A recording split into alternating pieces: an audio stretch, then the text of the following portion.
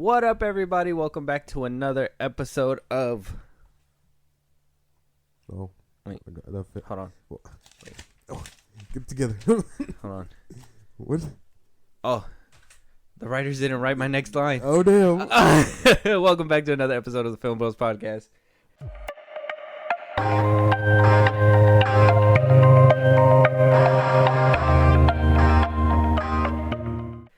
All right, y'all. So if y'all didn't get it from the beginning, the opening, today, now, we usually talk about movies on these days, and we usually talk about, we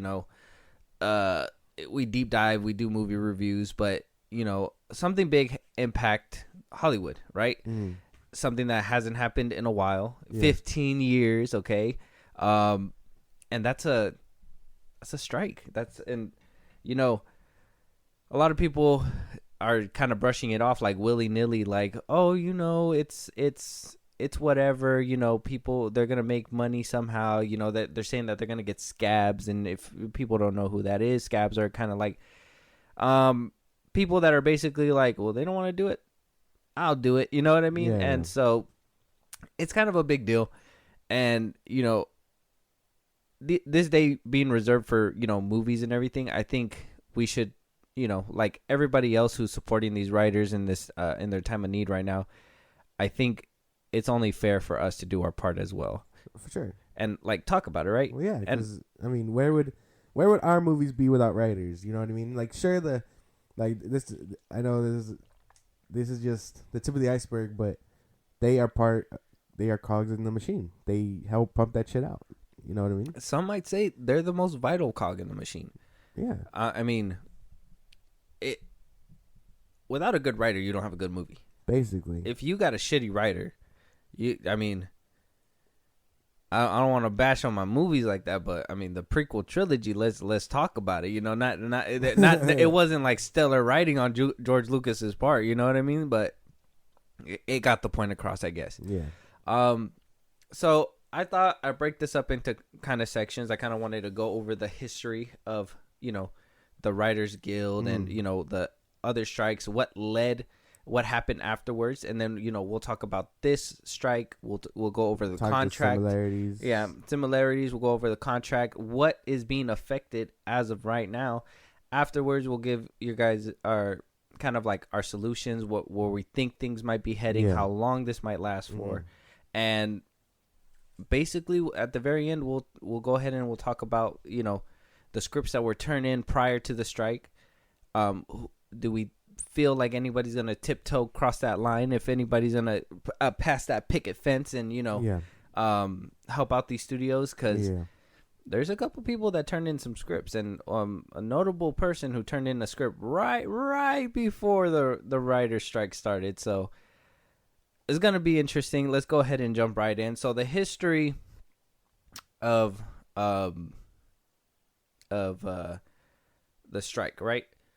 So everybody who has a union, and I could speak from experience because, I have a day job. It's a union as well. And so I know by experience that unions fight for the people, regardless of anything. Basically, and they're always fighting constantly. I know the union people are constant. Like, once a contract is made, that say they have 4 more years, they already start working on the next contract. You know what I mean? So they don't care. As soon as something is done, they start working on the next one, because life's an ever-changing cycle. You know what I mean? Inflation happens. You have, economy, whatever. People need to be able to write and, eat and sleep and do all this stuff, and come to work like they're supposed to. Now, a lot of people say that writers have always gotten the short end of the stick. And maybe that's why there was obviously a strike 15 years ago. Now, we're not going to go into the contract with that one because it's a lot more in detail, and they wound up finding a solution. So the last strike that happened 15 years ago, back in 2007, that lasted all the way to 2008.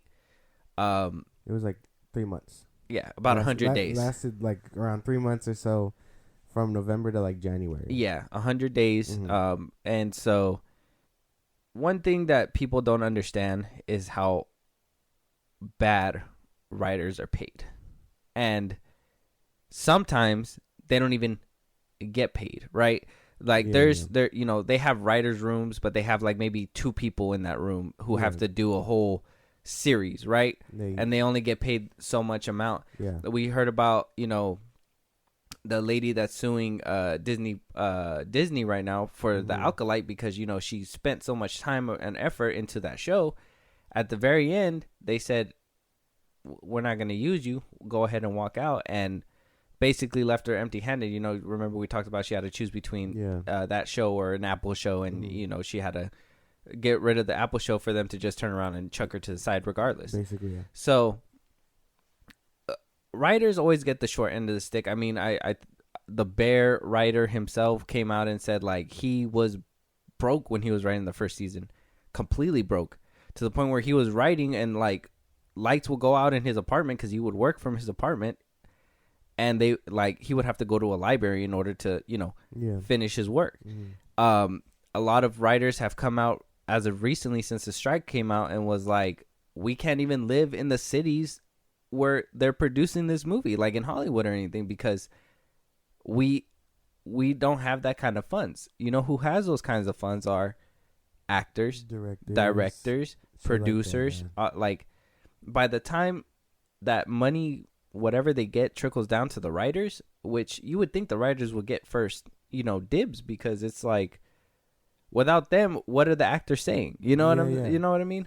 What's really compelling the audience? You know what I mean? Like, yeah, actors are given what's best of them, but you know, for a script and a movie to succeed, you need good writers, and then you know, you build on top of them. And it sucks that they are getting the short end of the stick.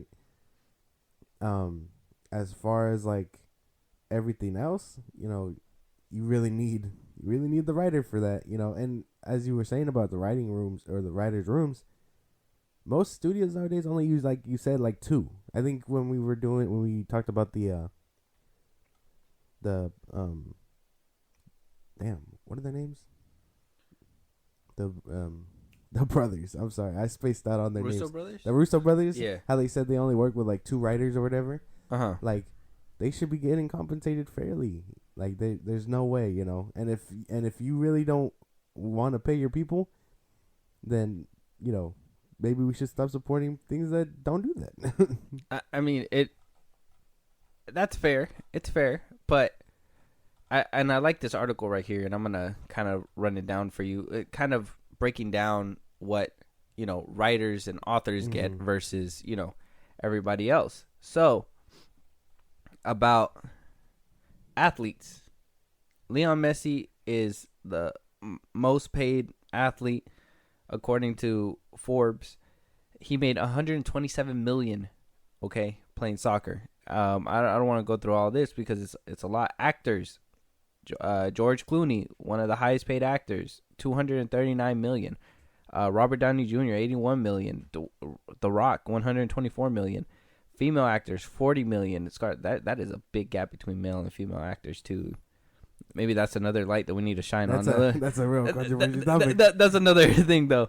YouTube, Ryan Toy's review, they make about 22 million. Jake Paul makes 21.5. Now authors like James Patterson makes about 86 million a year. J.K. Rowling makes about 54 million a year. Stephen King makes 27 million a year. And these are the ones with the best, you know, box office draw where they, you know, best sellers, and yeah, shit like and that. all that. And they are at the very bottom of the totem pole, regardless. I would have thought J.K. Rowling would have been number one because she had a whole franchise built around what she did. You know what I mean? James Patterson, he had what did he make? He made James Patterson. What I'm trying to remember. Divergent, Mm-hmm. but that didn't even do too well, right? Am I tripping? Well, hold on. Well, give me a second. Keep reading. So comparatively speaking, from authors and writers compared to actors, sports, athletes, they make so little, and I think the gap is just too. The gap is too big to, you know, look away from, right? For sure. It's very weird that okay, well, our authors and and movie writers or TV show writers would be in the same boat, but the things that tie, I think the things that tie are too different, like for authors, if it's your work, it's your mind to paper, if that doesn't sell, then that's just your thoughts and you're a bad writer or whatever, right? But good movies with excellent writers that do well, they don't even get recognized for that. So I think it's two different. Like they're the same boat, but it's just, it feels different. Like they're divided, if that makes any sense. Yeah, because you have a lot of upcoming writers. Like we talked about him a little bit. The writer who did The Bear, that was his first project. That was like his first. He did phenomenally. Yeah, he had to do writing. He basically said in an article that he had to do being the top dude there. He had to be the writer and the manager, so he had to make sure everything was working correctly at points where he had to also direct. Like, and we're gonna go down the contract, and that's one of the things that they kind of put into the contract was a learning curve. Because a lot of the times, you ask these writers to come in and write for them. And if it's dog shit, Disney's just like, it's the biggest piece of dog shit. It is like, and then they kick them to the curb with no chance of like redemption, nothing. Yeah. And it's like, when will those people who need to manage whole writing rooms, you don't get that experience without being on the job. Mm-hmm. Like you can write at home on your own and become a good writer, but like to manage and write for other people and then do rewrites in the middle of shooting if necessary, like that takes experience. You need the time to do that, and that's something that we're going to run down in the contract a little bit. But let's go ahead and take a look at the ugly that happened back in 2007 and 2008 during the writer's strike then, because that's going to kind of give us a good look on what's to come. Well, what to expect, especially if this one lasts quite a bit. I think we're only in like day 4. So a lot of people are speculating that this strike might go on for about either throughout the summer or until the winter time. That's a lot of projects taking a hit. And this is the problem, is that and this is where the compare and contrasting is going to happen, is that back in 2007 and 2008, yeah, they couldn't meet on terms, but there wasn't like, it wasn't oh, this is ridiculous, we're not even going to give you a counter offer. In this contract that they put out there is some spots where they said we're not even going to talk about that. They refuse to even say, like, it literally says on the contract, no. Like, you know what I mean? Like, they refuse to even counter, Mm-hmm. It's kind of like, and just so we can put it in perspective for, the audience out there, is like, you ask me, I want to get paid in Starbucks. I want you to pay me in Starbucks every day, for 7 days out of the week. I want to be paid in Starbucks. I could either go no, and you're just going to walk out, or I can make a compromise and be like, and this is how negotiation should go, be like, okay, I see your 7, I get what you mean, but what if I can do 5 days? I'll give you 5 days of coffee, nothing more, stop being greedy. And then you'll come back and be like 5.5 days, and I'll be like, well, now 4. You know what I mean? And that's how, negotiations usually should work. Yeah. But if you're just saying no and veto, that's going to make people stop and just be like, we're not even being considered. You know what I mean? Basically, yeah, because that does sound very bad. And, it doesn't sound good, because we're going to be breaking down the history, and like I even looked deeper, because there was one prior to the 2007 and 2008 one that happened in the 80s. Yeah. So I'm excited to talk about that too, because if you look at it, it all makes sense in context, which I'm sure we'll get to. Well, if you want to talk about the 80s one, if you have any information, go ahead. Well, okay, because what it looks like it's happening now, just to give some context to what's happening now, it's all about AI and things advancing. Mm. What happened in the 80s was basically that, how, not DVDs, but, VHSs were coming out, they were starting to roll out DVDs and stuff.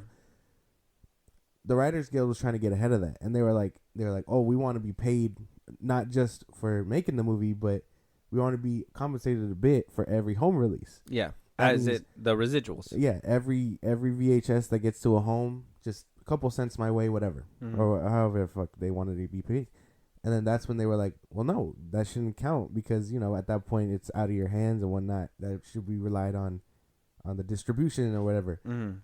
But the Writers Guild was like, well, no, what do you call it? We worked for that. We deserve to be paid something for how many copies are also being sold. Just like authors, like how we were talking about not so long ago. Like books are sold, they get a pension of every book sold or whatever. Yeah. And that's kind of what they wanted. And then they were like, well, then we're on strike. And then that one didn't last too long. I think it lasted about maybe a couple of days before they were like, all right, here you go. Yeah, you make sense. Yeah. Yeah. And it's a very fine line of just, if you look at it closely, you can tell that they're just trying to be paid, and secondly, they're trying to stay ahead of the new technology. Yeah. Because VHS was rolling out, and then in 08 and 07, they were fighting, and we'll talk about this some more, but streaming services were ramping up, and now it's about AI. So it's all coming together. 07 and 08, it wasn't really streaming services, it was network TV. It was the being paid for network TV. Well, it was like it was being compensated. So it's kind of like streaming, and in this one, you see the evolution kind of. So you in the 80s it was VHS and DVD distribution. In 07 and 08 it was basically network TV. How we're gonna get paid for network TV, because they were also selling physical copies of network TV, so they wanted to get paid for that as well. And now it's not just AI, but it's streaming. Streaming is messing up the whole flow. So there, we'll dive into it in the contract a little bit, but a lot more. But basically, is that they're getting a piece of the pie for streaming, but it's not even a good piece. It's basically crumbs. It's the crust. Yeah, exactly. And they're no just the crust of pie. And they're like, well, I don't think they're getting paid for how many views they get or whatever. And that's one thing that I'm pretty sure. I think that was one of them that they kind of like vetoed, because they were asking for ratings and stuff. If a show does good, they should get paid more. That's kind of like what they see with streaming. But from what we've been hearing, Disney, Bob Iger had said himself, like, it's not very liquid in the streaming service. You know what I mean? Like, you don't get as much money as you do at box office, TV shows, stuff like that, like with streaming. And it's true. I mean, you could kind of see why, because I mean, it's like their house, and they're inviting you into their house to look at their catalog, and it's basically cheap. You know what I mean? Like, you can look at all their catalog for the low, and it's a problem. It's a problem that we'll dive deeper when the contract comes up. But so you talked about the 80s, so let's go ahead and I don't really know what kind of movies were affected in the 80s because of this. But I do know what kind of movies were affected in the 07 and 08. I don't think it lasted. I'm sorry. I don't think it lasted that long to have any repercussions. Any real effect. Yeah. So basically, from top tier movies to TV shows, a lot of unforgivable things happened back in 07 and 08. One of them was Quantum of Solace. We heard that the producers and even Daniel Craig himself had to go and do a bunch of rewrites to finish that movie, because it was just I believe when the Writers Guild strike happened, they were only halfway in the story, and then shut down everything and fucked it up. As well as Heroes, I believe everybody drags that show Heroes because the last season was just god awful, but the last season was made during the writer's strike. Yeah. So it was it makes sense. They didn't have the writers for it, so I believe the showrunners at the time tried to put something together, but they weren't necessarily experienced writers themselves. WGA, the Writers Guild of America, has been around for a long time. They not only have one for the writers, but they, like I said before, they have one for the directors and for the production crew. Yeah. Everybody basically has a union, and if you're a union, you should be getting paid a certain amount of money, and yada yada, etc., etc. When the writers, when the WGA puts out movies, it never gets any recognition, right? They nobody knows about the WGA. Nobody knows about all these writers. They just assume, written by, when those credits roll, not a lot of people give a shit. Yeah. I can be honest. I didn't used to give a shit either. Now I look at the credits and I'm like, I know him. I seen him in the last movie. He was in the last movie that I watched. Like it's nice to see that it's distant in Hollywood, but interconnected as well. From like I guess the lower you get, because a lot of the production designers and production crew that work on this film also work on this film. You know what I mean? And it's crazy because you would think that it would bleed into every single movie, but they are so well like done that you can tell like, oh, some movies you can tell they're kind of the same as the other one, but most of the time they're unique, they're different. And so when you guys get a good movie out of, the WGA, they never get the recognition, but we can tell when all the movies that didn't do so well when they weren't around, right? Yeah. So back in 2007 and 2008, and thank you Yahoo for going ahead and piling this for me, because I was looking up movies that happened and I was writing them down, and then Yahoo did it for me.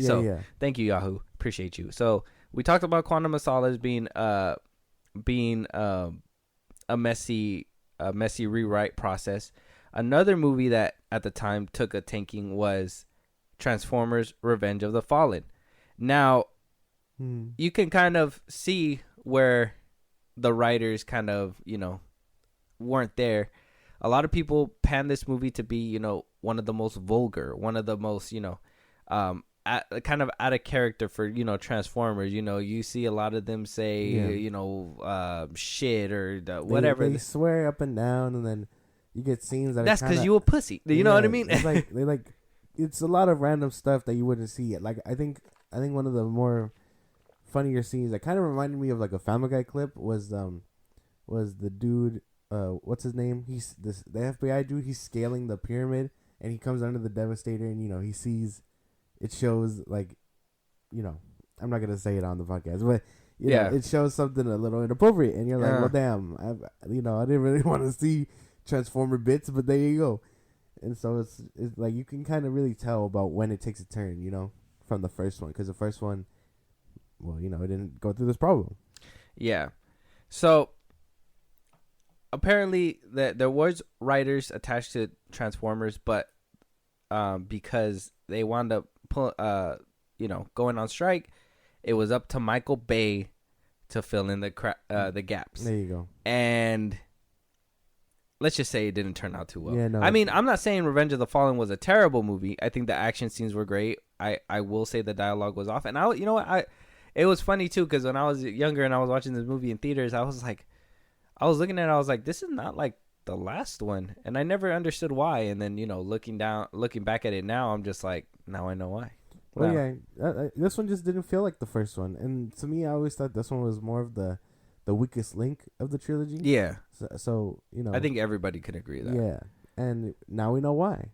It suffered writing, and Michael Bay had to take over. So the only thing that carried this movie was that Optimus fight in the forest. That's what carried this movie. 100%. 100%. Yeah, like never stop at one. I take you all on. Best writing, Michael Bay. Best line you dropped, bro. Man was like working with fire when he wrote that. And then the rest was just like his pen died out. He was like, yeah, all right. I guess the rest is okay. The best I got. All you hear is God.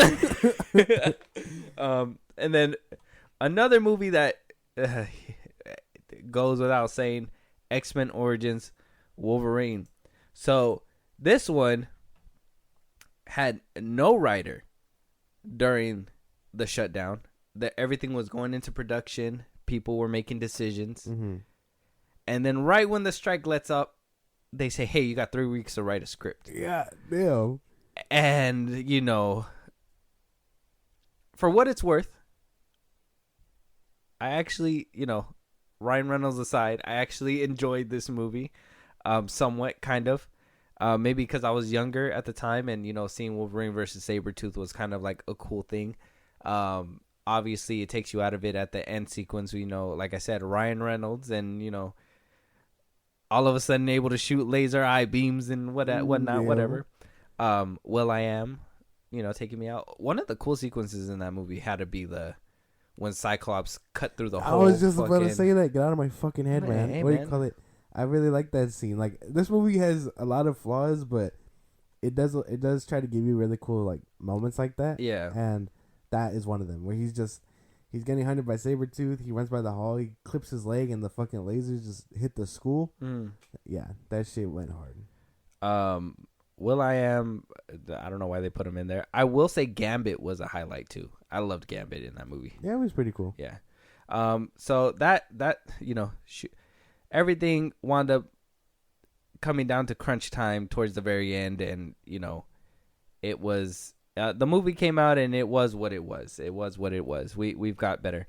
Another movie that got affected was G.I. Joe: Rise of the Cobra. Now, we talked about this, right? Recently we watched this movie. Yeah. God, is it not as good as I remembered it to be? I do like Marlon Wayans in the role though, and Homeboy. If only they would have reprised them both, but whatever. So with this one, this one didn't really have a writer. I think it was in same thing with Wolverine. It was in production, and just didn't have a writer. And then they had a longer time to rewrite this script and everything. But I think when we're watching the movie, you said, "Oh, it tries to do too much." Where like they have to do this and they have to do that, and action. I think that was to make up for the fact that there was not a lot of writing. Yeah, no, there was no substance. Yeah, so they needed to, fill it up with boom, bang, and I think that's what hurt this movie a lot was, CGI too obviously was barely coming up, and if they didn't have so much spectacle, they could have, and relied a little bit more on writing, they could have made a compelling movie. For sure. I mean, not to give a full review, but that was one of my big things. That it felt like, oh, after task A, we have to go do task A, B, and C, and then we'll be done by the movie. But it also had a lot of bad. I guess now thinking about it, there is a lot more CGI mess than there is writing. So yeah, it's I think it failed on both ends. Yeah.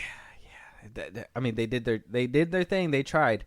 Another movie that was affected was Terminator Salvation. Now, we heard... Okay. I personally don't mind this movie. I kind of enjoyed it, yeah. Yeah. I personally don't mind it. One thing that was always notable, and I heard this back when it was shooting too, was Christian Bale was an ass to work with. That he was a pain in the ass to work with on set with this one. Even to the point where, like... I don't know if you heard about this, but, like... Fun fact for you guys: when Terminator Salvation was coming out, the whole ending leaked, and the internet went crazy, and they were like, "What the fuck are you doing?" Oh, like, dude, I was too young for that. I don't yeah. They, I think they were gonna kill him or something, and the internet was like, "What the fuck? You can't do that," or whatever. So they reshot it at the very end, like right before the movie was supposed to premiere. So that ending sequence with like him getting the heart transplant and everything, yeah, that happened in like 2 weeks. What the fuck? Yeah. So with this one, he would erupt on set because he said there was no structure. Like, there was no writer. Apparently, the production crew, because they were supporting the writers, there was hardly anybody there. And the people that they did have barely knew how to do their job. Apparently, one gripe that he had a lot was that the light would hit his eye line too much when he was acting and would be super distracting. That one day, it just happened again one more time, and he just... pissed off and like left for the day, like completely left, didn't say nothing, just had like a BF. That sounds okay. I can understand the frustration if that's the case. I mean, it kind of sounds like he's being a little dramatic, but to work around amateurs would, in his professionalism, to work around amateurs would kind of piss him off. You would he's a high profile actor. You expect high profile people to be around working on this shit. Unfortunately, this movie just didn't pan out. And honestly, I think the movie would have been fine if he died. John Connor. Yeah, and I think would have wrapped up nicely. And that was, what do you call it? MCG's kind of thing. Like, I guess he had a darker take on this movie. He wanted it to end with like a darker tone. Yeah. And when everything leaked, and I think he said it himself. Like they needed to do a rewrite, the whole thing. Like. I guess the studio said notes for everything, and they had to do a rewrite for everything. So he had a script to go. It's just that when those rewrites needed to happen, the studio mandated it, they were on strike. So who's gonna rewrite it? Yeah. And so Mm-hmm. turned into a pickle. Money talks, bullshit walks. I guess so. It is what it is. Another movie that hurt, and honestly, like I said, I didn't feel it with this one either. Was Star Trek, the J.J. Abrams Star Trek. So Damien Lindelof actually wrote this script, and he had a bunch of alternative takes and different different drafts of the script. But then, dun dun dun, here comes the strike, and he takes everything, and J.J. Abrams is basically left up to do what he has to do. Yeah. Luckily, it didn't last that long, so they basically had the outline of the script. So this one, I think it didn't take a big beating because they basically had copies already, Yeah. and so they already knew what they were basically doing. And so by the time the strike came back, everybody came back, Lindelof came back, and everything finished as normal. And I think that's why this movie didn't get affected too much, and everybody loved this one. Mm-hmm. I think the first one was kind of like universally loved by everybody. I think they did a phenomenal job. I don't really like Star Trek, but these reboot series of the movies, I really loved it with Simon Pegg and everything. Oh man, I can only vaguely remember the first one because I think we went to go see it in theaters, and then I didn't see the other two. But I don't think we watched it in theaters. The first one? We watched the second one in theaters.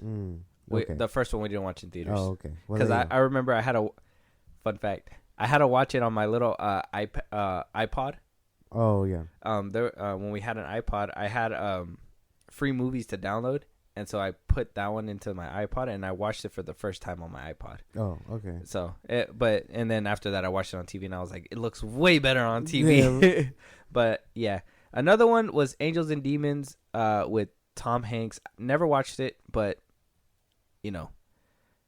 heard some weird things about it. I didn't think it was.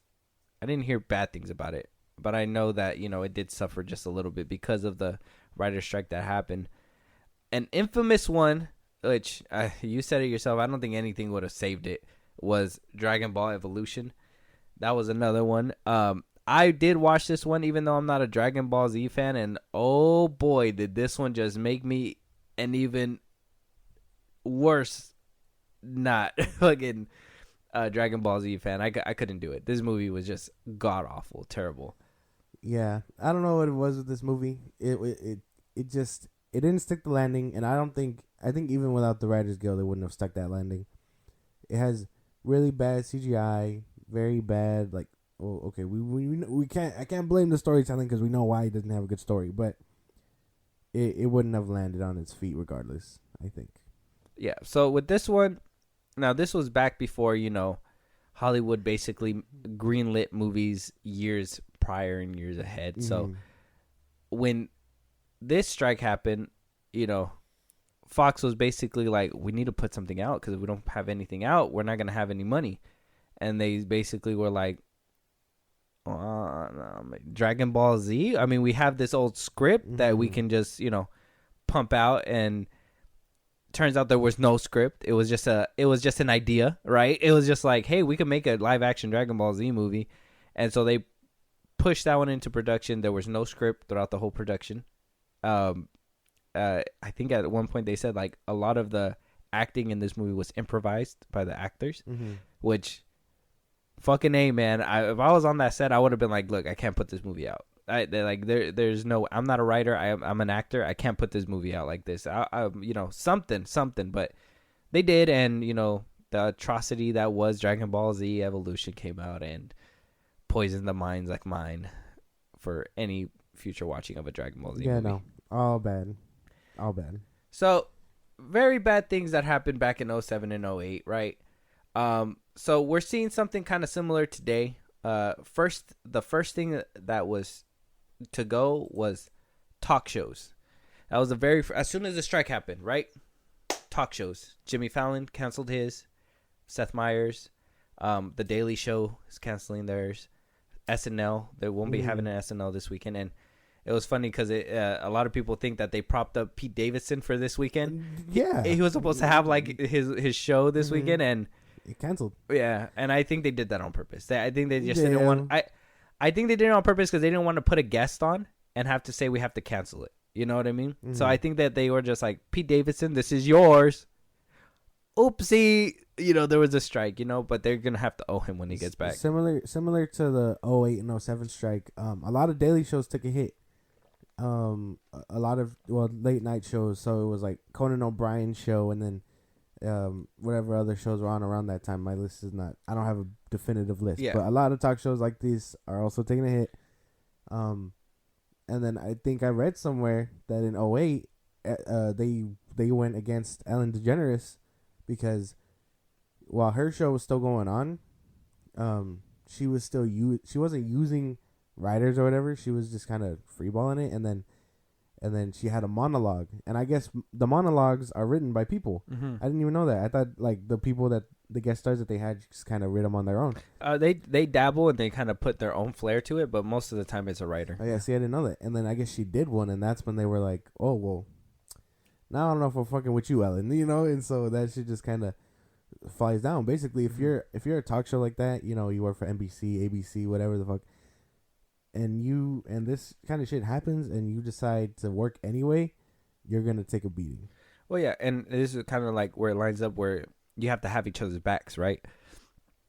If your writer is going on strike, then you need to stop your show, because if you continue to make money off this show and the writers are, you know, making nothing, demanding more money, yeah, and they're not doing it, like they're going on strike, so that means that they're not making any money at the time, right? It's wrong.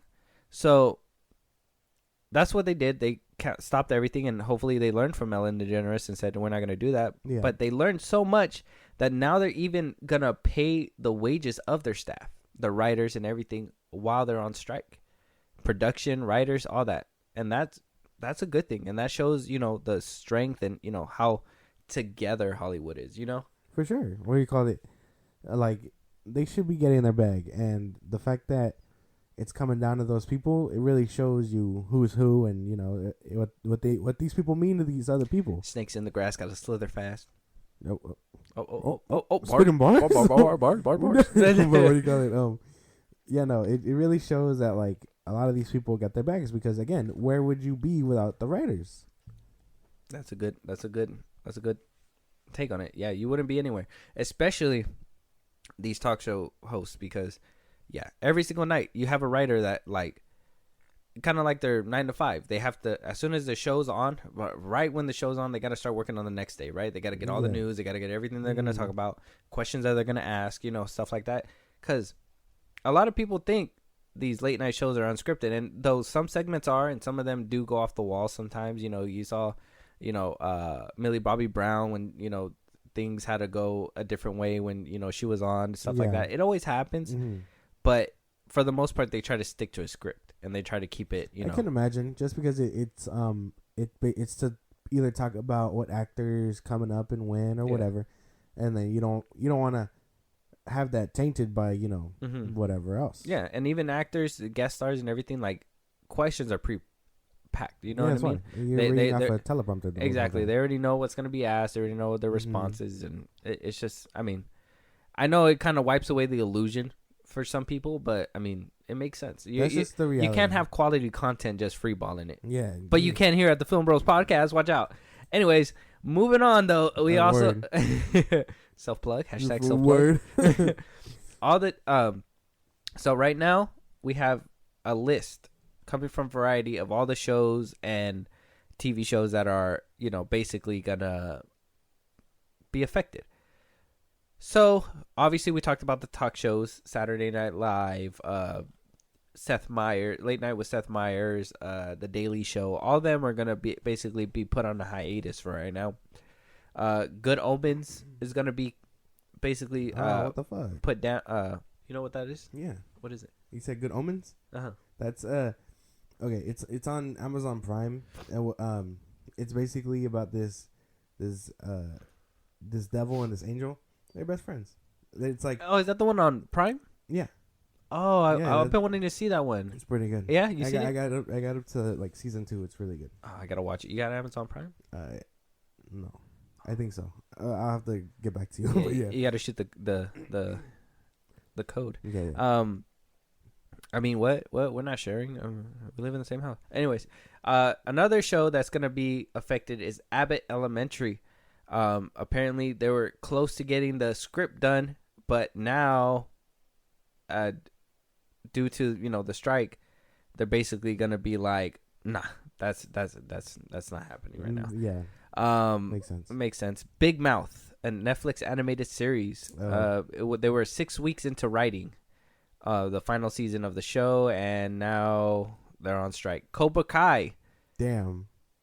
That's another one. I like that show. They closed the writers' room for season 6, and so there's no writers right now. So that wasn't gonna take a longer hiatus than what you would expect. Really hope they get together.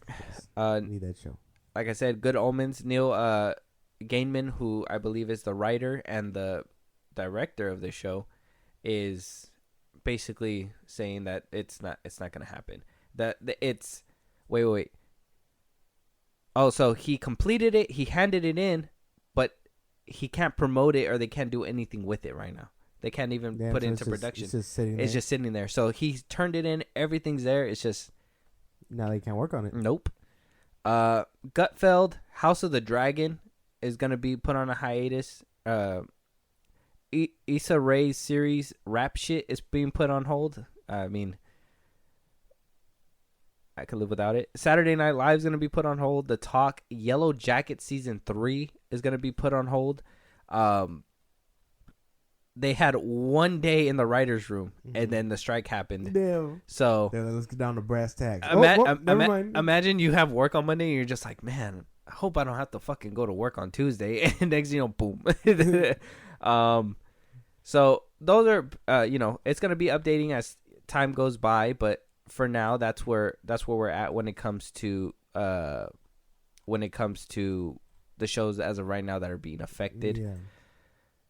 Now, a lot of these shows are beloved, right? Cobra Kai, you said, is one of them. Abbott Elementary, I was actually going to get into it because everybody hates Chris is in it, and I've been hearing a lot of good things about it. I was going to watch that one as well. Yellow Jackets, I wanted to watch Yellow Jackets too. I'm hearing a lot of good things about that one too. But there's a lot of shows that are going to be affected. Now, I don't think this is going to be as hard-hitting as the one in 07 and 08 because I believe that Hollywood basically has a huge amount in their disposal right now. I think the slate's already full for the movies here this year, right? We even to the point where we got movies stacking up against each other in 1 month. You know what I mean? Like 4 high profile movies in 1 month. So movies are fine. They have I would say they have until maybe like August to make a decision, maybe September. Before it could probably start affecting next year. But I think their slate for this year and the beginning of next year is basically set, ready to go. TV shows, I believe network TV is going on a hiatus already. I believe we're in spring right now, right? And usually fall. We're in fall. And usually in fall, that's when like the hiatus happens for network TV. So I mean, they kind of have a cushion because they don't have to worry about the next season. They're basically airing their final seasons right now or the final episodes, and they should be good. And then it's reruns for those who still watch cable. So. Yeah, I mean, who has cable? But I think we're in a good spot, at least show-wise. It's not going to be bad, as bad. I think the pandemic showed how bad it could possibly get with like the lack of shows and everything. Yeah. But for the most part, I think we're pretty set right now. I think you're probably right about the table or the timetable, because movies right now in production would basically be in limbo. Yeah. Till because we don't. I know we have some announcements for next year, but I don't know how heavy it is. Like this could probably fuck up Creature Commandos. You know what I mean? Shit like that. They're already recording. Anything that was in pre-production is good to go. Oh yeah. Anything that had writing, everything that like is set. Like I think Frank Grillo came out on Instagram and made a video saying that they already shot like a few episodes for Creature Commando, so they're good to go. Oh, see, well, the ones that I'm worried about is mostly Marvel, because I know Blade was supposed to start filming this month. Oh yeah. I don't know if like that's gonna still happen or not. Mm-hmm. And then I think New World Order is supposed to start filming next month or the month I thought after. I already started filming. Oh, already started? Yeah. So that Started so that one maybe should a be month good ago. then. What's the movie after that one? A lot of movies are still making their way out. And Secret Wars is gonna that one's gonna make it.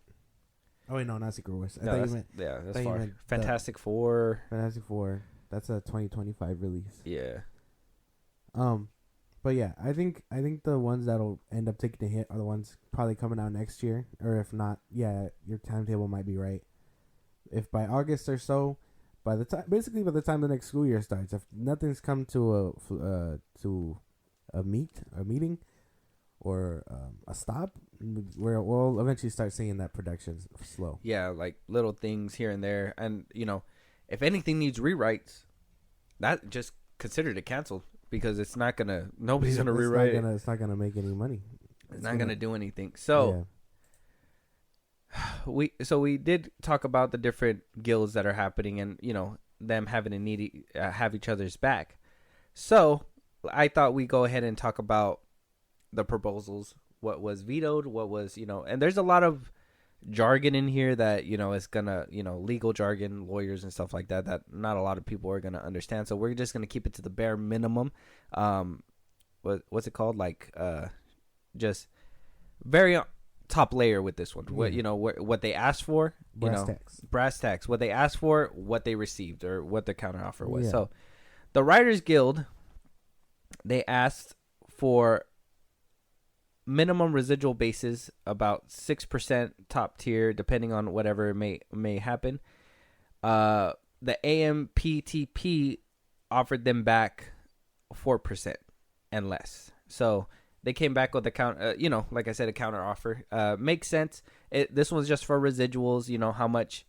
How much residual can be made over time. Mm. So they came back and they made them a counter offer. That one's not too much. Now another thing they asked for was streaming features, which was a budget and basically giving writers room enough money to basically work. Yeah. So the way that a lot of writers work right now is freelance, right? Mm. Like you get hired, you produce this, you're getting paid salary. It doesn't matter how much you're making. It doesn't matter how much you work, regardless, this is what you're getting paid. Yeah. So they want a budget of $12 million or more to receive full theatrical terms. And so they countered with a certain amount of money, which was $40 million, which was a 9% increase, but they lowered or they hired the amount of a feature length film. Mm. One of those two. Like I said, a bunch of jargon. That's something that legal is gonna have to figure out. But yeah, they countered. They added more money, but basically reduced the length. You know what I mean? Of how much a feature film would be. Basically. Another one, a guaranteed second step, as in like, basically, have somebody there for, I believe, post production, and they basically rejected that flat. They said there's no that's what the creative executives and producers are for. If they need any of that, that's what those people are for. Okay, so they said they don't need a writer because we have these people to do that. Weekly pay, they want 50% more. Weekly pay. Any writers that are paid less deserve up to 250% minimum of the minimum. So basically fighting for a living wage. That's basically what they're fighting for, and they once again rejected it. No counters, no nothing. They just said no. And a lot you'll see it, because I went over this before. You'll see a lot of this. It seems like they just want to keep writers freelance, like they don't want to put them on full time. Yeah, which sucks, because if you have, in my opinion, if you're Netflix and you hire some of the top writers who could write a bunch of your shows or or movies, whatever, why wouldn't you want to keep them on the payroll? Why wouldn't you want to keep them happy and just keep them paid? And be like, here, you're hired all year round. Yeah. We want, if you're hired here all year round and we're going to be paying you hourly or whatever, we want at least 6 scripts a year. Let's say I don't know how long, I don't know how long it takes to write a script or whatever. Let's say 5 scripts a year or 4 scripts. We need 4 scripts on our table a year. Let's say, right?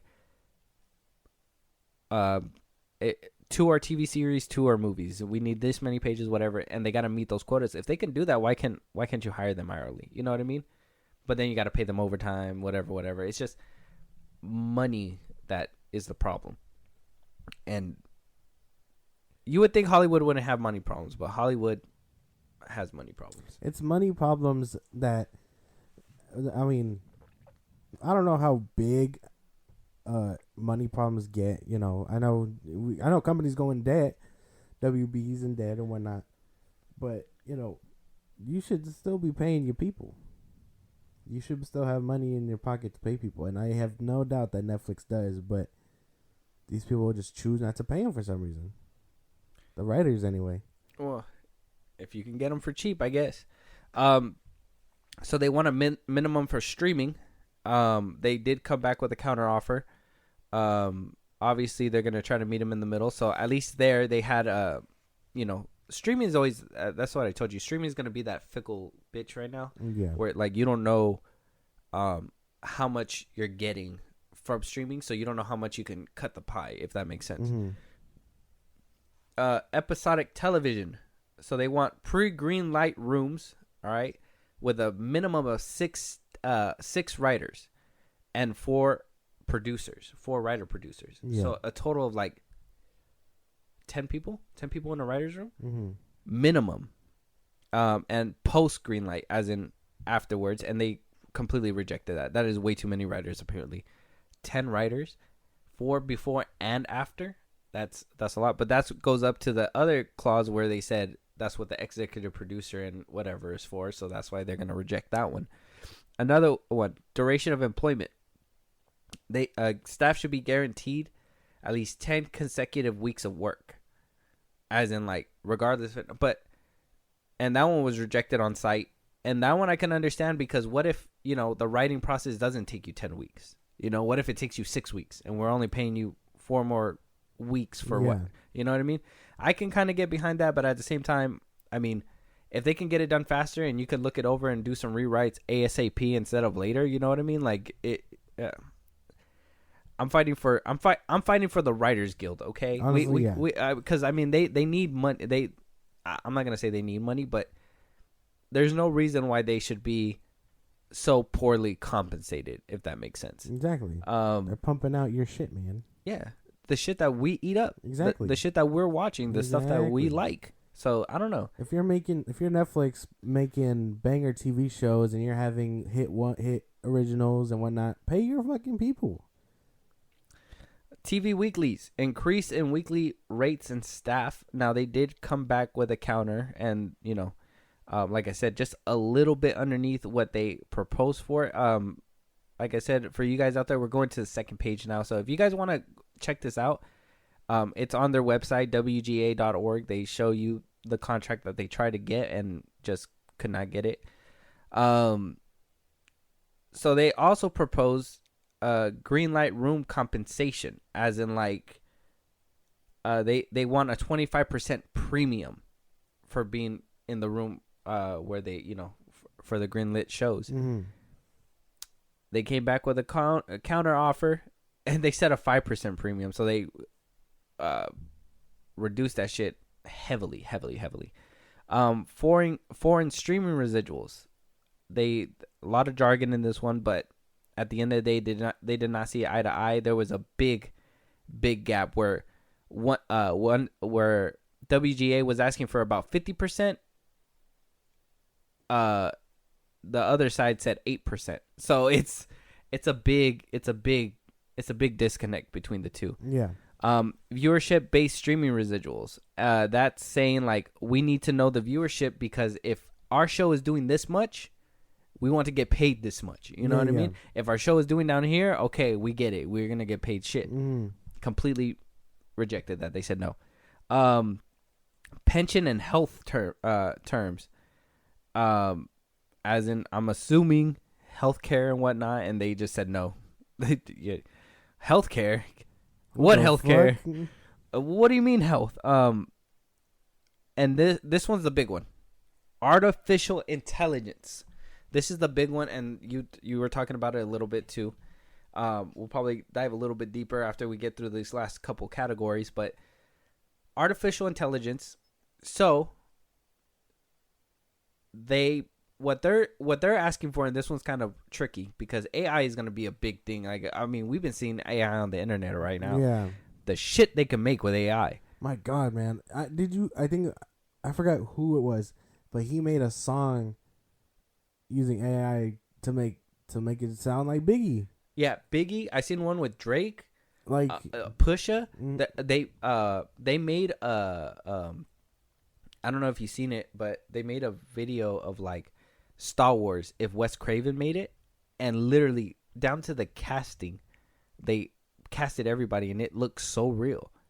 It was crazy. I don't know if you've seen it. Did you see it? I haven't seen that, but no. What do you call it? It's getting to the point where people are making shit like that with AI and stuff. And at some point, I know there's a different conversation, but I think at that point, when does it become disrespectful? But that's kind of that's a whole nother conversation. But they are making really creative shit, and the writers are going to be abusing that shit soon. Yeah. So that's what it call. Well, not the writers per se, because I mean the writers are saying like they want to be able to use it to help, but they don't want it to be. They don't want AI. They don't want the studio to basically use AI to rewrite the scripts and to basically understand them to the point where they make them their movies, if that makes sense. So like how we said, Biggie, Drake, like they did an AI and basically redid a whole song about him. They don't want them to feed their scripts into a machine and then the AI pump out something better or whatever may happen. You know what I mean? And they basically rejected it, but they did say the counter offer was that they can have annual meetings to discuss advancements in technology. So they basically don't want AI to take their jobs. And which makes sense. I think it's fair. I mean, if you can easily just feed an idea into an AI and you be like, oh, I want a 160-page script, and it makes it for you. I mean, what is the jobs of the writers then? Yeah. And that's not. I mean, I get it. It's probably faster, but when do you think that you're gonna be able to, like, I don't know. I haven't seen an AI script, so I can't say that they're gonna be bad. But at the same time, I find it disrespectful. I mean, is this the first step to humanity losing to robots? I don't know. I think at that point you're losing human touch. Like I said before, it's to have your script and, being pushed in by a robot and then the robot coming up with a steamy pile of whatever the fuck it comes out with. Like, you're losing human touch at that point. Mm-hmm. How can a robot understand what you're trying to convey feeling-wise than the writer itself? Like, you want these characters to feel. How does a robot know how to feel that at all? Yeah. And I think that's at that point you're just losing the touch. But that's when the AI is gonna be like, Master, don't shut me off. Yeah. Taking over the world. So some agreements have been made. I'm not gonna say that they saw, that they didn't see eye to eye on some stuff. So like script fees for staff writers, all right. The span, basically from cable, to from writers to limited series, like obviously they're gonna pay them the same. Options and exclusivity, there's gonna be a cap on that one. Pilot and backup script premium for shows and videos on demand or whatever that go straight to streaming, and P&H diversions and broadcast reruns. So they agreed on some stuff, but some things not really. So WGA proposals would gain about $429 million for writers per year, whereas the offer that the AMPTP will basically approximately be about $86 million per year. So they'll be saving about over $200 million a year just on this proposal alone that they're trying to do. An increase of $429 million per year for writers. I mean, sounds like a lot, but is it undeserved? I don't think so. Actors get paid like what? Millions of dollars. $100 million for a role. RDJ made a shit ton of money. You That's know why, what I mean? like you got actors who cameo and expect $1 million right out the gate. So I don't see why they can't pay them fairly. You know what I mean? Mm-hmm. I think, like I told you before when we mentioned Zendaya getting that big cash raise or whatever a couple episodes ago for Euphoria, where I was like, how do you, like, where are you pulling that money out of? You know what I mean? Where does that come from? You know?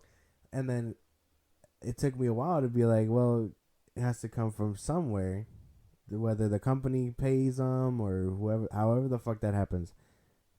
Just pay your people. That's it. At the end of the day, and then, you know, it may sound like a lot, but I think it's deserved. You're having them not slave away. Well, I guess now they're slaving away, but you have them writing your projects, multiple projects, depending on how long you keep them around, and then if it's a revolving door, you're gonna have to pay the next person to write your next film or TV show, whatever. Yeah, pay them fairly, especially if it's a hit. It's that Drake meme where it's like pay writers millions of dollars. Nah, actors.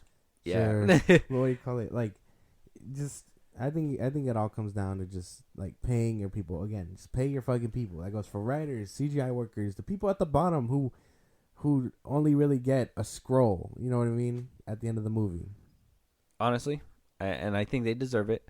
I think everybody deserves it.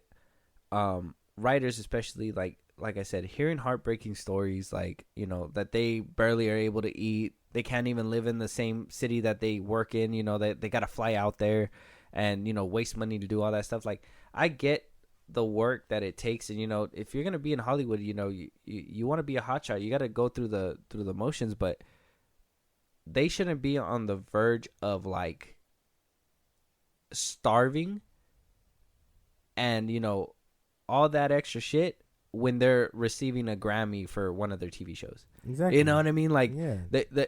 You should, like I said, the bear writer himself came out and said, like, he had to sell his tie or something like that. He had to sell a couple items, and on top of that, his tie, in order to even get to the Oscars where he won his award.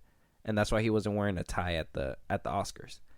Like, he you know, he was struggling for money. And it's like, why are they struggling for money when they're already receiving an award for it? You know what I mean? If that show already came out, if it's doing so well that it's going to get an award, shouldn't he have been, you know, swimming in dough by now? Exactly. Like, this is what I'm saying. Like that show was phenomenal. Like, if I could recommend any show, watch The Bear. But like, it was very heartbreaking at the end. Like, that shit deserved all the awards, and the writer deserves to be paid for all that shit, because now they can make compelling stories. You know what I mean? Like, very good shit that we consume again. So they just have to be paid fairly, and it doesn't make sense that it takes a whole strike for that shit to happen. Well, I was looking into it too, and a lot of people are. I heard it from like Grace Randolph, and I heard it from a couple other scoopers that apparently this is what Hollywood wanted. Netflix and all them, that Netflix didn't even show up to counter anything. That apparently, if they don't meet an agreement at a certain date, which was, I believe it was the 2nd of May, that all contracts then are null and void. So whatever shows that they already had hired a writer for in the future that said, hey, you're going to do this day, if they wanted to wipe the slate clean, all they had to do was say no to everything, let the contract expire, wipes the table clean, and now they could rehire again. And they're saying that's supposedly why they let this happen, that they let this happen on purpose. And that's why there was no like vetoes or anything, or that's why there was a bunch of vetoes, just to be like, no. It would be money hungry companies doing that shit, like using them as stepping stones to push out whatever. But you're not. I mean, okay, depending on if you like quality or not, you know what I mean. You may still eat that shit up. Like I don't know who the fuck was watching The Kissing Booth so many times. They got 3 movies, but you know, Julie was watching it. Okay, fucking stop. Well, you know what I mean. And I think your little sister too. Well, shut up. No. that's a whole different conversation. But like their bad taste in movies is a different conversation. Yeah. So, but like Netflix likes to pump out good stuff when it's good, but when it's shit, it's really shit. So Netflix would be that person to be like, nah, what's a good writer? Like like what is that? We can get some jamoke off the street to pump it out. You know what I mean? Some jamoke. And then like I would imagine WBD doing this bullshit. Like Netflix, like heads of companies type shit. The people that wouldn't really care about the little man, even though as long as they're still getting like feeding their company thousands of dollars, millions of dollars, because at that point that's just change. Yeah. But you're not even giving them change. That's the thing. You're not paying them for that hard work. Well, that's the problem, is that they are giving them change. Not even whole dollars. They're like 75 cents. Here's a nickel. So, like I said, contracts, vetoes, all that stuff going around now. At the time of recording this, we are a couple days into the strike, right? You can see all these people. I mean, you guys can't see them, but Josh can see them. The people with the picket sign saying like, no contract, no content. They are, if you guys want to support them, they do have like a GoFundMe on their website on the WGA.org to help out with snacks and waters and stuff while they're out there striking. They do welcome people to go over there and strike with them.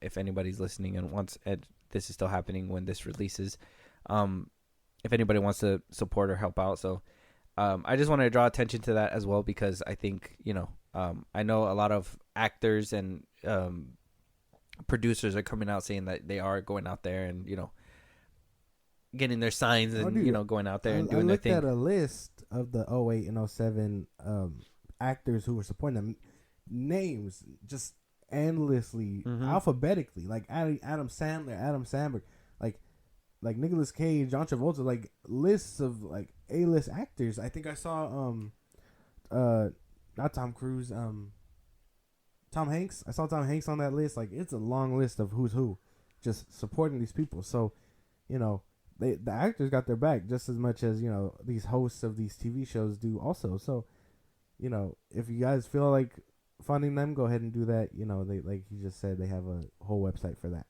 Yeah, and I wanted to just shine the light, because here's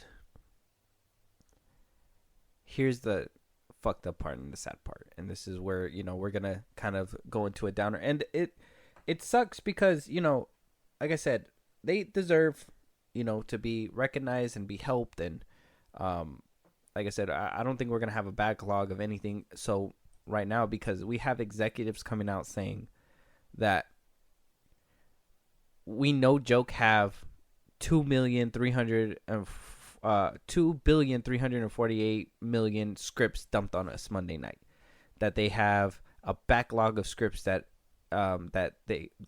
everybody had dumped with no notings. They just have a bunch of scripts saying that that basically they can't do any pitch meetings, they can't do anything like that, but they have all these scripts that they're able to use. And this is where, executives are going to come up to directors and be like, hey, we have this script. Can you make this movie for us? And the director can either be like, yeah, I'll do it. Or they can be like, no, I won't, because I stand by them. And I'm not going to do your script. I know some people were saying that Zack Snyder even came out saying that he had like 3 scripts just waiting. You know what I mean? That anybody could pick them up if they wanted to. I think one's a TV series and 2 are like movies, just like random movies. That people can buy and stuff, and executives are just kind of like,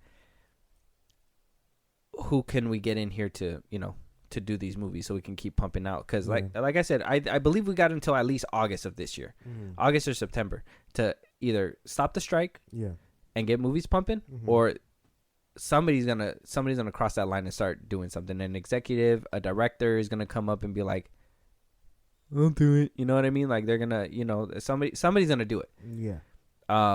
Hopefully that doesn't happen anytime soon. Like I said, we're only a couple of days into this strike, so I mean, It's too early to tell, but we are hearing that, we did hear that Neil Guckman had put in a script that is not gonna be for which one? For Good Omens, right? Yeah. Neil Guckman put one in for Good Omens. Yeah. Good Omens, but that one's probably not gonna be. It's gonna be collecting dust. Yeah, definitely. Exactly. Now, somebody who seems to have rushed the script was James Gunn to rush the first draft of Superman Legacy days before that shutdown happened. The writers decided to stop what they were doing. They said a bunch of people, like I said, executives said on Monday that a bunch of people came in and dumped scripts on his on their lap. Now, when I said that they had like a bunch to go, they had a bunch not to go. So out of all those millions of scripts that they have, some of them are unfinished, some of them have gaps missing, some of them are completely done and can be pushed out. It's just who's going to be the one to stand up to do it. Now, a lot of people are putting the light on James Gunn because, he's right now he's high profile. He's somebody who's ahead of a new studio, is being paid to, make sure that they produce something by 2025. Mm-hmm. Also are producing a couple other DC projects before 2025. He's writing a majority of them. So a lot of people are saying that he might be the one who crosses that picket fence. A lot of people are saying that, he's going to be doing some rewrites and everything on the DL, but nobody can say anything. And it's all going to come down to how you want your public image to be. Do you want people to hate you? Or do you want, obviously there's going to be people that sympathize with you, right? And James Gunn aside, anybody, any directors, there's going to be some kind of a director that's going to go, okay, I'm going to do this script for you guys. And, even though the strike is still going on, you're going to have some people that are going to be like, what the fuck? Why are you doing that? Like, you're supposed to be standing with us. And then you're going to have other people that are going to do it and be like, fucking A, man. You got to do what's right for you. You know what I mean? Yeah. And that's where, it's going to suck. That I think that's going to be a big deal. I think the solution would have to be, everybody just has to stand firm. And it doesn't seem like everybody's going to do that. And it seems like this one's going to drag out longer than the 07 and 08 one, because this one might last. Honestly, it doesn't look like anything is coming into an agreement. And I think streaming and AI is going to be the big bump in the road for writers and executives. Okay. So it's good that you mentioned because we have no end in sight. Honestly, we're barely on like day 3, day 4, some shit like that. And obviously right now there's no real end because people are still on strike, and like you just said, there's scripts and whatnot. So I just looked it up because I wanted to be accurate. The longest strike was the 1988 one. It lasted 153 days. Okay, so a little over 3 months on that one. Yeah. So this one and that one affected a lot of things, not just TV shows, but a lot of award shows. Like I think they said it affected that year's Oscars and this and that. So a bunch of high profile shows and award shows that people kind of lost interest in or whatever, but it's starting to ramp back up because the slap and whatnot. A lot of it is just like you said, what's gonna crack first? Are the writers? The writers won't crack. I highly believe that you stand firm with that shit. I do believe the studios and the directors and shit like that, like James Gunn, will start cracking first, because like you said, James Gunn is the one in charge of all that shit. I'm sure if he were to be like Zaslav, I can't do it. I'm standing by my writers. This and that. What do you call it? Zaslav would be like, well, damn, that's a problem. And now you have no DC projects, and WBD is still broke. Well, he's in a pickle because the script that he is writing is him. You know what I mean? So he doesn't have a writer. It's just him.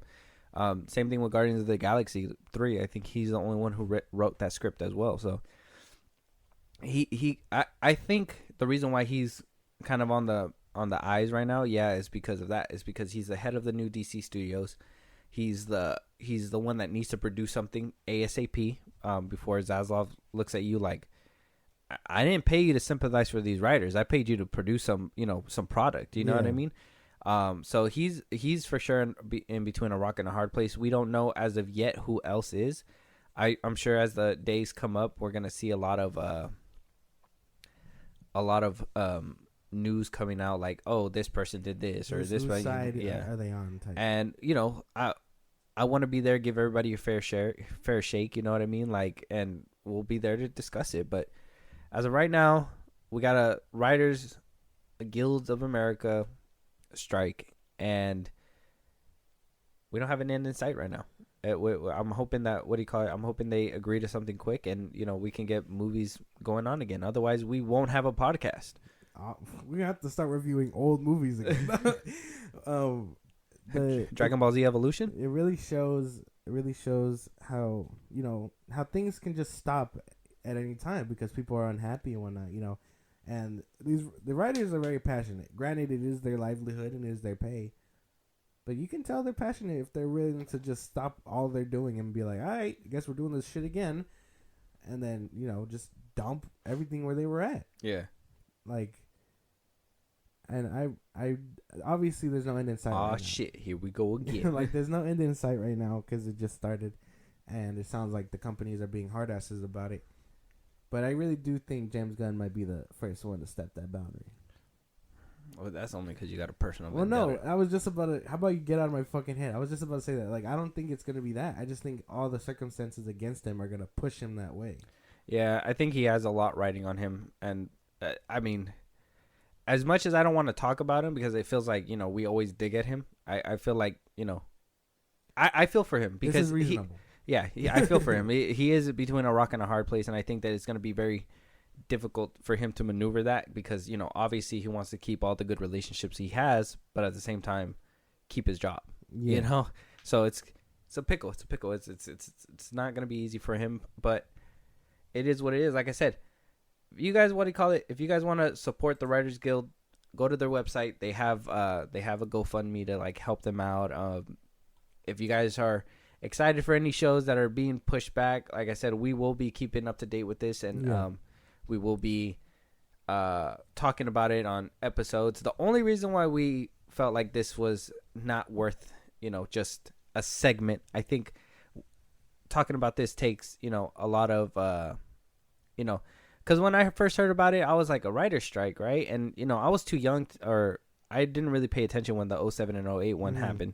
So, I had to look back at it, and I was like, there is a history of this. And you can tell, like, these strikes tend to happen when it comes down to moving into the future. Like how you said, the 80s one. I didn't even know that. The TV, VCR, residual check dilemma, you know what I mean? That's because they were moving into the future where, people could actually take movies home, you know what I mean? And now we're at, in 07 and 08, it was like, okay, well, things are starting to ramp up here too. Let's go ahead and make an argument for that one. And now here we are with AI and streaming. Like, what else? What's next? The next strike is going to be about robots trying to write, you know what I mean? Like robots acting or something. It's going to be a hard road, but I think, shining the light and, giving this the much needed attention that it needs is the perfect way to go about it. But we will be keeping you guys up to date in other episodes, in little segments like how we've been saying. But at least with this one, I felt like we had to go all the way in. Yeah, I for sure. And it looks like we're coming to an end. But before we do all that, where do you think this could go, honestly? Because the 1988 one, it ended with them winning. They got their rights to to original TV shows and this and that, whatever they wanted. They did scrap the idea of getting paid for DVDs, but they still got paid for VHS and stuff. The 07 and 08 one, their conclusion was simply that basically they ended between the 08 one, they basically ended up dropping their agreement with the MT something. I can't remember what it's called. The brand that they were fighting with, the other group they were fighting with, the AMPTP. Yes, that long ass name. They ended up stopping there. They cut their whole thing. They cut their They cut their partnership with them, and then about a month later, or about a couple days later, they were like, "All right, now can we reach an agreement? Now that we cut ties?" And they were like, "Yeah." So they eventually made up, and they made the agreement. Mm-hmm. With this one, well, with no end in sight right now, where do you think it can go? From looking at the contract and going over it and actually diving deeper, the way that this can go, in my opinion, is there's two ways. I think either A, executives can be super greedy and just say, we don't need writers. Chat GTP is the best way to go, and we're just gonna use them from here on out, and the writers are just basically gonna be used for like TV and little things, while Chat GTP is basically gonna be used for like movies and stuff like that. Or they're gonna meet them down the middle with some of these things, because look, I'm gonna be honest. A couple things on here, I'm not in the business like that. I think that, us diving into this, we have to have a good sense of the business in order to know what happens 100% behind the scenes. I've did enough research, and I feel like we've been doing this podcast enough for me to kind of have that, not 100% vision, but 80% vision. And in my 80% vision, there's a couple things on here that I would say, if I was, in that room with them, I would have been like, look, that just seems like a stretch. That seems like too much. So there's a couple of them that I think the vetoes were fine with. It's the I think it's the fact that writers just don't want to be freelance anymore. They don't want to just be, oh, I get this job one day, but then I can go weeks without a job, and then here's another job I can write for this one. You know what I mean? I think this one's gonna end with, hopefully, in the second scenario, is they come to that agreement, they get rid of the extra shit that they're asking for, that's not really necessary, and they come down to this conclusion that says, okay, I think you guys are vital to our work process. We do need you here. And start hiring within companies, if that makes sense. Not under like a freelance where, Netflix comes up and is like, who wants work? You?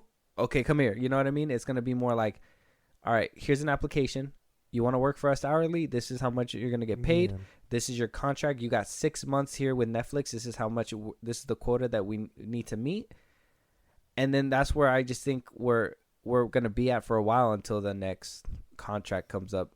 But it's going to either which way. And Chat GTP is going to be a heavy thing in both scenarios. Chat GTP is going to be used. Streaming, I don't even know how far streaming is going to go with them saying that it's losing money. Man, that's the thing. We're coming to that digital age where it's going to be hard between regulating the pay. But the pay between this and that, because eventually, I mean, I hope not, but eventually the robots will be like, well, we want money too. So Chat GTP, where's my cut? Yeah, like give me crypto or something, Crypto. So I think you're probably right on the money. There's not much really to say about it, because they could totally be like, AI is the way to go. You guys are outdated using pens and pencils and shit. We're gonna use this computer, and then eventually eventually if that's the pipeline we go down, you will see the quality. You know what I mean? Yeah. Because like I told you, only humans I think can really damn, I just had the word. Can really capture feelings and shit, like with the bear. You know what I mean? Like. I really only think a human could write that shit, and that shit ended up phenomenal. I want to see the first AI script and then that first movie that comes out of that, just so I can be like, this feels really bland or whatever. I think Zack Snyder kind of like put it in perspective when we were doing that that interview with him and the Russo brothers, where he said sometimes movies are written by the format. Right? Like if you need a 2.5 hour movie that's going to be written to that, and it's going to feel generic. It's going to feel like, this is what you need to do on page 30. This is what you got to do on page 60. And then you're going to have to reconnect. That's exactly what's going to happen with Chat GTP. They're going to be like, we need a 2.5 hour script. We're going to need this and this and that in there. They're gonna put it into the script, and it's gonna be like that. It's gonna feel formulated. It's gonna feel like, oh, somebody made this. And I think in one of the contracts it said that ChatGTP can be used as like a content creator, like OG, like creation kind of thing. Mm-hmm. So I don't know if they're gonna be like, okay, feed it into this, and then, hey, you come here, do rewrites, fix this, fix that, give it that little, once over or whatever, and then boom, you know what I mean? Instead of humans writing it and then ChatGTP fixing it, I think ChatGTP coming first and then them fixing it and adding that little bit of humanity into it would be a way to go if they want to find that balance. Maybe, yeah. And then I don't know, because like I don't want to get into the whole AI conversation because that feels like a whole nother can of worms or whatever. Yeah. But I hope they come to an agreement and it's like, man, like we pay you and stuff, and it isn't these hard ass companies, just doing it because they need people back, but because they see that these people are human and they need food and money and shit to live effectively, Yeah. But I mean, time will tell. Hopefully it doesn't last too long, because I really don't want to see the day where we're getting really bad quality and stuff. Like, think about it. We're like, depending on who you asking or whatever side of the aisle you're on, we're not getting good quality anyway, or whatever. You know what I mean? Depends on who you ask, type shit. Or whether if all you really watch is Marvel movies, and then you're like, oh, quality's bad there. Or DC, whatever side of the aisle you fall on. Yeah. And you can just be like, well, we were not getting good quality anyways. Whoever's the writer of the CW shows. Just saying. But you made me break my fucking thing. oh, because of the Flash. You're just like, it makes sense, but I do think that it's gonna go one of those two ways. I don't think there's not really much routes to go with this one. It's somebody's gonna break, and whoever breaks, they're gonna have to give in some. You know what I mean? And I'm just hoping it's not the Writers Guild, because they deserve a little bit more. They should definitely fucking last as long as they can. Which, I mean, judging by the 80s and the 08 one, they can go quite a bit. 3 months is a long time. It is a long time. I wonder, like, if it's financially sustainable for them, though. That's the scary part. Like I said, go check out their website if you guys are trying to send a little dono to them to help them out. I think it'd be appreciated for them. But that's gonna wrap up this episode. If there's anything on here that we probably missed, anything that you guys feel we should have said, talked about, anything you guys want us to talk about on an episode, any movies you guys want us to review, Josh, go ahead and let them know where they can tell us. Twitter, TikTok, Instagram at FilmBros Podcast. You can engage with us there. We post when new episodes are up. You can let us know about any movies or news you want us to cover. We'll be covering this quite often because I'm sure it'll develop further. If you want to listen to us on the go, Spotify and Apple Podcasts at FilmBros Podcast. And if you want to subscribe to our YouTube, go ahead and do that at FilmBros Podcast. Yep. And with that being said, we will talk to you guys on the next one. Talk to you guys later.